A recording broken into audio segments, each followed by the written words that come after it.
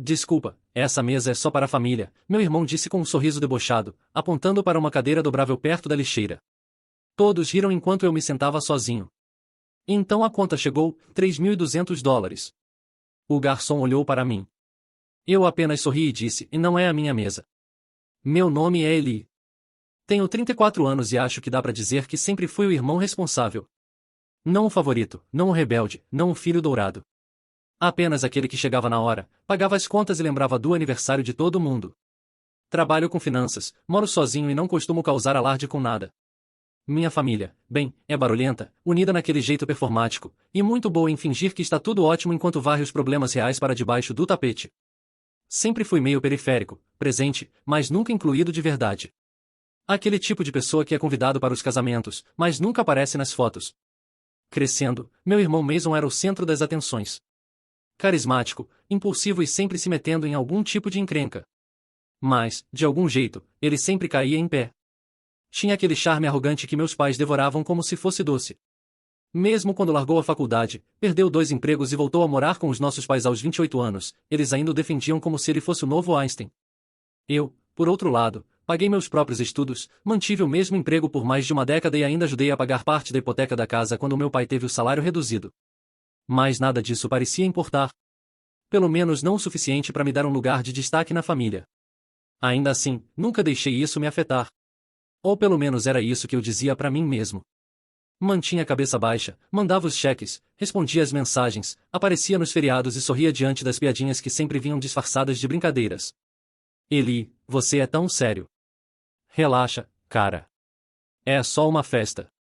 Ah, achamos que você estaria ocupado. Você vive trabalhando. Eu levava numa boa. Acho que, no fundo, tinha esperança de que, se eu continuasse aparecendo, um dia eles me enxergariam como parte da família, não apenas como quem financiava tudo por trás. Essa ilusão se desfez no outono passado. Tudo começou com um jantar. Mason tinha acabado de ficar noivo de uma mulher chamada Brooke, que minha mãe já tinha apelidado de um verdadeiro anjo. E meus pais decidiram organizar um jantar de comemoração num restaurante chique, com terraço no centro da cidade. Não era o tipo de lugar que eles normalmente podiam pagar, o que, pensando bem, já devia ter me deixado em alerta. Recebi uma ligação da minha mãe algumas semanas antes. Eli, querido, disse ela naquele tom meloso que usa quando quer algo, adoraríamos que você viesse ao jantar de noivado do Mason e da Brooke. Vai ser uma noite tão especial. Claro, respondi sem hesitar. É só me mandar os detalhes. E se não for muito incômodo, ela acrescentou, abaixando o tom de voz. Estávamos esperando que você pudesse ajudar com a reserva. Só para garantir. Nós vamos te pagar de volta. Obviamente, eu devia ter entendido naquele momento que vamos te pagar de volta significava que eu nunca mais veria aquele dinheiro. Mas, como sempre, aceitei. Liguei para o restaurante, reservei um espaço privado para 20 pessoas e dei meu cartão para o depósito. Não me importei. De verdade. Era a noite do Mason, e talvez, só talvez, dessa vez eu me sentisse realmente parte daquilo. Na noite do jantar, cheguei bem na hora. 7 em ponto. Estava com um terno azul marinho, camisa recém-passada, abotoaduras novas que eu vinha guardando. Levei uma garrafa de champanhe boa para o casal e até imprimi um cartão personalizado com as iniciais deles. Quando cheguei ao terraço, a recepcionista me deu um pequeno aceno de cabeça e indicou a área reservada. Respirei fundo e entrei. O espaço era lindo. Luzes penduradas, arranjos florais em cada mesa, uma banda de jazz suave tocando num canto. E lá estavam todos. Meus pais, Mason, Brooke, a família dela, alguns amigos. Todos já com drinks na mão, rindo, conversando, brindando. Sorri e fui até eles, esperando pelo menos um aceno de reconhecimento. Em vez disso, Mason se virou para mim com aquele sorrisinho arrogante de sempre. Ah, você veio, disse, mal olhando para a garrafa de champanhe na minha mão. Que bom. E então apontou para uma cadeira dobrável colocada de lado. Ao lado de uma lixeira, nada menos. Desculpa, essa mesa é só para a família, disse ele com falsa simpatia. Mas tem um lugar para você bem ali. Eu até pisquei. Achei que fosse uma piada. Olhei para nossa mãe, que me lançou aquele sorriso tenso que ela dá quando não quer se envolver. Meu pai deu uma risadinha desconfortável e ergueu o copo. Brooke nem levantou os olhos. E então, como se fosse combinado, algumas pessoas riram. Riram. Fiquei parado ali por um segundo a mais do que devia. Queria dizer algo, qualquer coisa, mas minha garganta travou. Meus ouvidos queimavam. Me senti com 13 anos de novo. Fiquei de fora de uma foto em grupo no casamento de uma prima porque eu não combinava com a estética. Então fui até a cadeira, coloquei a garrafa ao meu lado no chão e me sentei. Sozinho. Nem cheguei a tirar o casaco. O garçom passou e perguntou se eu estava com o grupo. Assenti em silêncio. Ele não fez mais perguntas, apenas me entregou um copo d'água e seguiu. Fiquei ali sentado por quase 2 horas enquanto eles riam, brindavam, abriam presentes. Vi meu irmão fazer um longo discurso sobre como se sentia sortudo por estar cercado das pessoas mais próximas. Vi minha mãe se emocionar quando Brooke a chamou de a melhor futura sogra que alguém poderia querer. Ninguém sequer perguntou se eu queria fazer um pedido. Eventualmente, trouxeram a sobremesa, um tipo de bolo em camadas com flocos de ouro comestíveis. A banda tocava uma música suave, o sol se escondia atrás dos prédios e me dei conta de que ninguém tinha sequer olhado na minha direção nos últimos 30 minutos. Então a conta chegou. Vi o garçom se aproximar da mesa deles com aquela pastinha de couro. Ele parou, olhou ao redor, depois conferiu o cartão registrado. O meu cartão. Vi quando ele deu alguns passos em minha direção. Com licença, senhor, disse ele, num tom baixo. O total do evento deu $3.218. Posso cobrar no mesmo cartão? Todos na mesa se viraram para olhar. Meu irmão levantou uma sobrancelha. Ah, é, disse casualmente. O Eli paga. O garçom me olhou e eu sorri. Um sorriso calmo, lento, calculado. Minha voz saiu firme. Não é a minha mesa, disse, alto o suficiente para todos ouvirem. Disseram que essa era só para a família. O silêncio foi tão cortante que parecia que o ar tinha rachado ao meio. A boca do meu irmão se entreabriu. Minha mãe franziu a testa, confusa. Meu pai se endireitou na cadeira. O pai da Brooke estreitou os olhos. O garçom hesitou. Senhor, foi o senhor quem fez a reserva? Fui sim, confirmei com um aceno. E paguei o depósito. Mas eu não estou com eles. Estou aqui na mesa lateral. Me levantei devagar, peguei meu casaco e acenei em direção à lixeira, meu lugar, aparentemente. Dizem que quase deu para ouvir o barulho coletivo dos queixos caindo. Por um segundo, ninguém se mexeu. Os garçons ficaram parados entre as mesas, segurando a conta como se fosse radioativa. Meu irmão parecia ter levado uma bofetada com um peixe. Os olhos da minha mãe apertaram, alternando entre mim e a conta, tentando entender como tudo escapou do controle tão rápido. Espera, Eli, disse ela, a voz baixa e trêmula. O que você tá fazendo? Dei de ombros. Só estou seguindo o esquema de lugares. Mãe, o Mason disse que essa mesa era só para a família. Presumi que eu não estava incluído. Olhei para o garçom. Eu não comi. Não bebi. Não fui bem-vindo. Então não vou pagar. Não seja ridículo, retrucou Mason, o sorriso desmanchando num desprezo irritado. Era só uma brincadeira, cara. Relaxa. Você sempre leva tudo tão a sério. O salão estava em silêncio. Até a banda de jazz parecia estar diminuindo o ritmo num constrangimento quase musical. Todos os olhos estavam em mim, e, pela primeira vez em anos, eu não me encolhi. Falei devagar. Esse é o problema. Vocês acham que tudo é piada, desde que seja às custas de outra pessoa. Brooke parecia confusa, como se só agora tivesse percebido que algo sério estava acontecendo. O pai dela, um homem sério de blazer que mal tinha falado a noite toda, lançou um olhar cortante para Mason. Você convidou esse homem para o seu jantar de noivado e o colocou ao lado de uma lixeira? Perguntou, incrédulo. Mason bufou e olhou para minha mãe em busca de apoio. Ela se endireitou na cadeira e sorriu, tensa. Vamos com calma. Não é para tanto. O Eli sempre foi dramático. Sempre foi sensível. Eu quase ri. Era a frase padrão dela. Sempre foi. Ele só é sensível. Ele só tá cansado. Ele só exagera. Qualquer desculpa para evitar admitir que algo cruel aconteceu e que eles permitiram que acontecesse. O garçom pigarreou. Desculpe interromper novamente, mas o restaurante precisa processar a conta antes de encerrarmos a reserva do espaço privado. Se o cartão cadastrado não for usado, vou precisar de outro. Silêncio. Virei e comecei a caminhar em direção ao elevador. Foi quando meu pai finalmente falou. Eli, vamos lá. Você já pagou metade. Agora termina logo isso. Parei na hora. Essa frase, já pagou metade, termina logo, quebrou algo dentro de mim. Me virei de volta. Você tem razão, pai. Eu paguei o depósito. Liguei para 3 restaurantes até achar um com vista no terraço como Mason queria.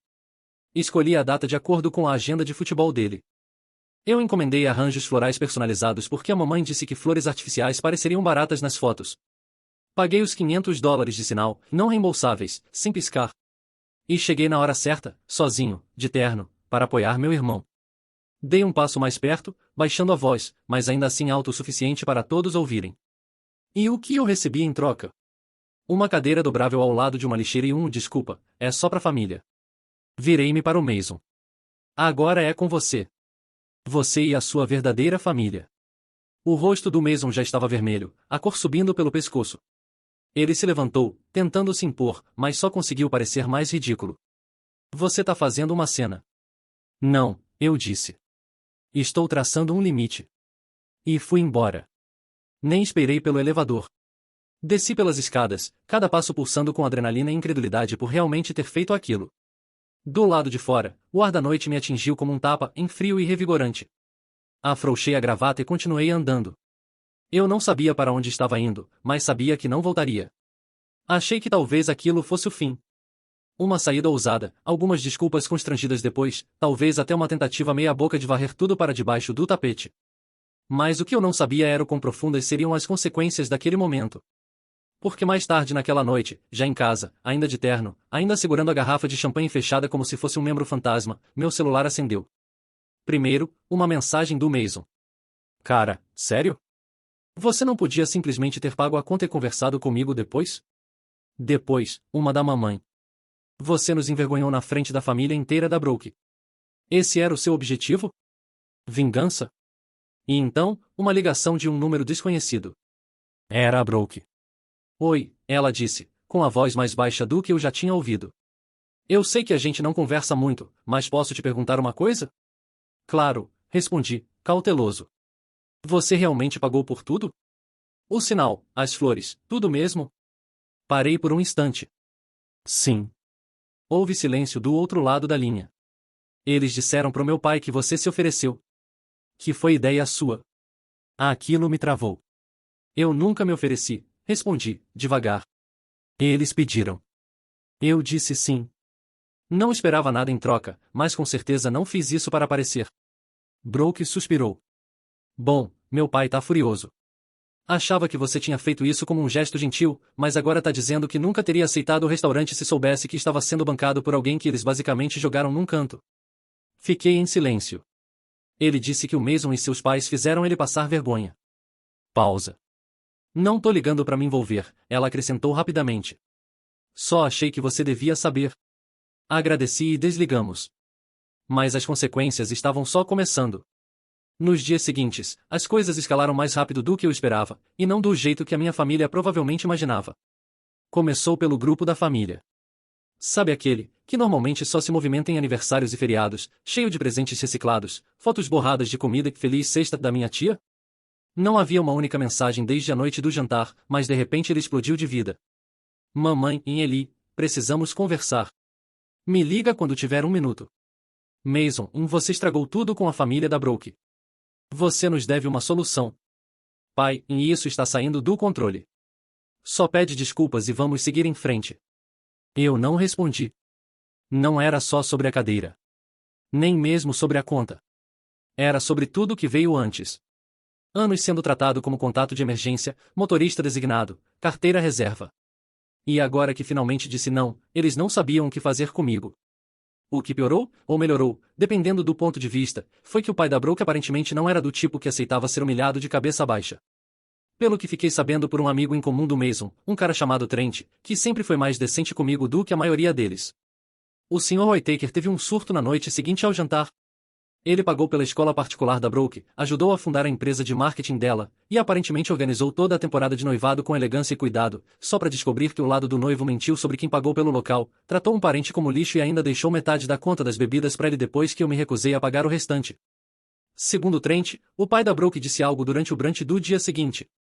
Se é assim que eles tratam o próprio sangue, imagina quando você casar com essa família? Aí doeu. O impacto atingiu o Mason como um trem desgovernado. De repente, o planejamento do casamento foi colocado em pausa. A Brooke voltou para o apartamento dela para dar uma pausa mental, e os painéis do Pinterest desapareceram. Minha mãe, em modo de controle de danos, me mandou um e-mail longo. Não foi uma mensagem de texto, nem um correio de voz. Um e-mail de verdade. O assunto era, por favor. O corpo do e-mail tinha 5 parágrafos de manipulação açucarada, falando sobre como ela nunca quis me magoar, como nunca percebeu que eu me sentia excluído, e como significaria muito para a família se eu estivesse disposto a sentar com o Mason e resolver tudo numa boa. Mas em nenhum momento da carta estava escrita a palavra desculpa. Apenas, não percebemos que você entendeu mal. Não vamos deixar uma noite boba destruir o vínculo que construímos. Fiquei olhando para essa última frase por um tempo. Que vínculo era esse? Aquele em que eu dirigia 3 horas na véspera de Natal para levar os presentes porque a mamãe dizia que o Mason não estava em estado mental para comprar nada para ninguém? Ou talvez o vínculo em que cancelei minha viagem à Espanha há 2 anos porque o papai precisava de uma cirurgia e eles não tinham dinheiro para pagar uma enfermeira? Ou aquele vínculo em que assinei como fiador no financiamento do segundo carro deles sem sequer pensar em 2 vezes? O mesmo carro que o Mason pegou emprestado e nunca devolveu. Deixei o e-mail parado na caixa de entrada. Não respondi. 2 dias depois, minha tia Karen, irmã da minha mãe, me ligou. E isso me surpreendeu. Ela nunca foi exatamente calorosa, mas era direta, uma empresária séria que comandava sua própria firma de design de interiores e sempre teve aquele ar de julgamento mal disfarçado. Eu não falava com ela há mais de 1 ano. Eli, ela disse. Fiquei sabendo do jantar. Claro que ficou, respondi, tentando segurar o sarcasmo. Não estou ligando para te repreender, ela disse rápido. Só queria dizer, ainda bem. Já era hora de alguém sacudir essa árvore. Isso me pegou desprevenido. Ela suspirou. Olha, eu sei como seus pais sempre varrem tudo para debaixo do tapete, fingindo que está tudo perfeito. Mas eles se apoiam demais em você, há muito tempo. E o Mason, ou ele sempre tratou você como se fosse um figurante da própria história. Agradeço por isso, respondi, mais baixo. Mas por que agora? Porque agora os Whittaker estão envolvidos, disse ela, com a voz seca. E sua mãe está em pânico. Me ligou ontem pedindo que eu colocasse juízo na sua cabeça. Levantei a sobrancelha. E o que você disse? Disse que você não precisa de juízo. Precisa de espaço. E que talvez esteja na hora de eles aprenderem a funcionar sem usar você como andaime. Foi a primeira vez que senti que alguém da minha família realmente me enxergava. Não como um talão de cheques, nem como saco de pancadas. Só como uma pessoa. Naquela noite, recebi outra mensagem. Dessa vez do Mason. Mason, mano, o pai da Bro que acabou de cancelar o sinal do local do casamento. Disse que a gente não compartilha dos mesmos valores. Conserta isso. Não foi um pode me ajudar? Nenhum me desculpa. Foi, conserta isso. E foi aí que percebi que ele ainda não tinha entendido. Ainda achava que eu era uma ferramenta na caixa dele. Uma válvula de escape, uma carteira com batimentos cardíacos. Então decidi consertar uma coisa. Mas não do jeito que ele esperava. Naquela noite, entrei na conta compartilhada que eu tinha aberto há 1 ano, a mesma que o Mason usava temporariamente enquanto estava desempregado, e que nunca se deu ao trabalho de fechar, mas onde estavam vinculados o plano da academia e o Spotify, e transferi discretamente os fundos restantes para uma nova conta poupança privada que eu tinha começado. Não era muito, só alguns milhares, mas era meu. Dinheiro que eu tinha deixado lá por algum senso vago de lealdade fraterna. Depois, liguei para o banco e encerrei a conta conjunta. Na manhã seguinte, o Mason me ligou 4 vezes seguidas. Quando finalmente atendi, a voz dele estava desesperada. O que você fez? Não respondi. Mano, eu tenho um encontro com a Brooke hoje à noite. Ia levar ela naquele lugar que ela gosta, mas meu cartão tá dando erro. Diz que a conta não existe. Eu sei, eu disse. Eu fechei a conta. O quê? Você não pode simplesmente. Posso sim, respondi com calma. E fechei. Você disse que eu não era família, lembra? Então não tem por que usar meu dinheiro se nem me deixam sentar à mesa. Ele gaguejou por um segundo, depois mudou de tática. Qual é, cara? Não faz isso. Você tá com inveja. Admite logo. Sempre odiou o fato de eu ter mais atenção. Agora tá só fazendo birra porque o pai da Brooke ficou do meu lado. Eu ri. Ri de verdade. Ah, Mason, ou você acha mesmo que ele tá do seu lado? Silêncio. Então eu disse. Fica tranquilo, cara. Você sempre dá um jeito. Pede pra mamãe abrir outra linha de crédito no seu nome. Ou talvez o pai da Brooke possa te ensinar a se sustentar sozinho. E desliguei. Não sei o que o Mason fez depois disso. Mas algumas horas depois, meu celular vibrou de novo, dessa vez, não era o Mason. Era um e-mail com o assunto e acho que precisamos conversar. Fiquei encarando o e-mail da Brooke por um tempo antes de abrir. O título acho que precisamos conversar soava como o prenúncio de algo grande, algo para o qual eu não tinha certeza se estava preparado. Mas a curiosidade, e um estranho senso de encerramento, me fizeram clicar. Era mais longo do que eu esperava. Educado, mais pessoal. Formal, mas com o tom de alguém claramente à beira de um colapso. Ela começou dizendo que entendia o quão constrangedor o jantar tinha sido e que não tinha percebido como eu fui tratado até tudo desabar. Ela admitiu que não prestou atenção. Eu estava tão focado em planejar a noite perfeita que não parei para enxergar o quadro completo, escreveu ela, mas contou que seu pai ficou furioso. Furioso não apenas pela questão financeira, mas por princípio. Ele disse, se eles conseguem humilhar publicamente alguém que financiou e apoiou emocionalmente a noite inteira, ela escreveu, então eu preciso repensar seriamente em que família estou me casando. Brooke não mediu palavras. Disse que o Mason tinha minimizado tudo no começo, dizendo que era um mal-entendido bobo. Mas depois que o pai dela pediu à gerência do restaurante uma cópia detalhada da fatura, as mentiras começaram a ruir. Mason havia dito que eu insisti em pagar, que eu não quis sentar à mesa principal porque era introvertido, que fui embora cedo por causa de uma emergência no trabalho. Mas aí eu falei com o garçom pessoalmente. Sim, liguei para o restaurante, ela escreveu. A história desmoronou completamente. E então veio a parte que eu não esperava. Terminei o noivado ontem à noite. Pisquei. Ela explicou que não foi só o jantar, mas que toda a situação tirou o véu de comportamentos que ela vinha ignorando. O senso constante de direito, o modo como Mason falava de mim pelas costas, o jeito como ela era sempre diminuída quando expressava alguma preocupação. Ele continuava dizendo que você estava exagerando, ela escreveu. Mas, sinceramente, você foi o único que reagiu com dignidade. Ela terminou o e-mail com uma nota curta. Não estou escrevendo isso para me voltar contra o Mason ou para te arrastar para drama. Só queria que você soubesse que agora eu vejo. E lamento não ter enxergado antes. Contra a barra. Fiquei sentado por um bom tempo, relendo. Não porque não acreditasse, mas porque não estava acostumado a ser acreditado. As semanas seguintes foram estranhamente silenciosas. O grupo da família no WhatsApp morreu por completo. Mason tentou ligar mais 2 vezes, mas depois que não atendi, ele desistiu. Soube por terceiros que ele tinha voltado a morar com os pais dela. Brooke devolveu o anel. O pai dela enviou um aviso oficial de cancelamento para o local do casamento e para os fornecedores. Alguns amigos antigos do Mason sumiram do mapa. Aparentemente, alguns estavam se aproveitando dos contatos da Brooke. Achei que aquilo seria o fim. Que tudo se estabilizaria no silêncio. Mas então, em um domingo de manhã, bateram na minha porta. Era minha mãe. Ela estava na varanda, usando um cardigã comprido, segurando uma travessa de lasanha como se fosse uma oferenda de paz. Os olhos inchados, a maquiagem borrada. Eu não disse nada, só abri a porta uma fresta e esperei. Trouxe janta para você, ela disse. Não peguei. Só queria conversar. Sem desculpas. Essa parte me surpreendeu. Deixei ela entrar. Sentou-se à mesa da cozinha como fazia quando eu era criança. Mesmo os dedos nervosos, mesmo o sorriso forçado. Mas dessa vez, sem passivo-agressividade. Nada de você só está cansado. Nada de ele não quis dizer aquilo. Ela pigarreou. Eu te devo um pedido de desculpas. Cruzei os braços. Só um. O rosto dela se contraiu, mas ela assentiu. Justo. Provavelmente mais de um. Ela respirou fundo. Eu não vi. Não porque não estava ali, mas porque eu não quis ver. O Mason sempre foi barulhento. Ele ocupa espaço. E você nunca pediu nada. Só fazia. Resolvia as coisas. E estava sempre presente. Acho que começamos a te tratar como uma rede de segurança. Algo que assumimos que sempre estaria ali. Esse é o problema das redes de segurança, eu disse. As pessoas só olham para elas quando estão caindo. Nunca quando estão subindo. O lábio dela tremeu. Olhou para as próprias mãos. Seu pai e eu estávamos errados.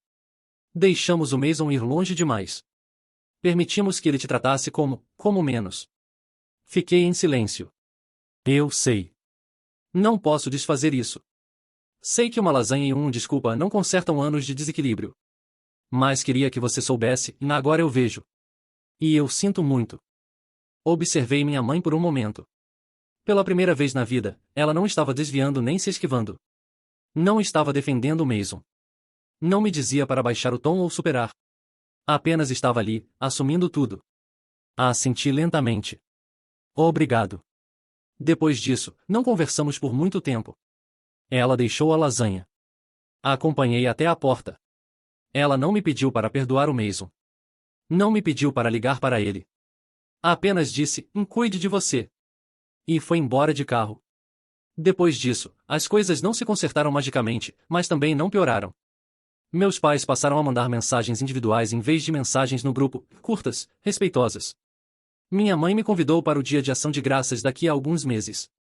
Só se você se sentir à vontade, ela disse. Ainda não decidi se vou. O Mason, pelo que eu vi, voltou a trabalhar meio período em alguma startup. Ele odeia viver de graça, evita encarar o espelho. Provavelmente não tentou mais falar comigo, e estou bem com isso. Quanto a mim, comecei a fazer mais com o meu tempo. Fiz aquela viagem adiada para a Espanha. Comprei um fone novo com cancelamento de ruído. Li livros sobre limites, sobre dinâmicas familiares, sobre força silenciosa. Até comecei a fazer terapia. E não porque eu estivesse quebrado, mas porque percebi que a cura não vem quando a gente espera que o outro peça desculpas. Ela vem quando a gente olha no próprio reflexo e diz, você merecia mais, e deu isso a si mesmo. Então não, eu não paguei a conta naquela noite. Mas finalmente cobrei anos de uma dívida silenciosa, e, pela primeira vez na vida, não estou sentado ao lado da lixeira. Estou na minha própria mesa. E essa mesa é o suficiente.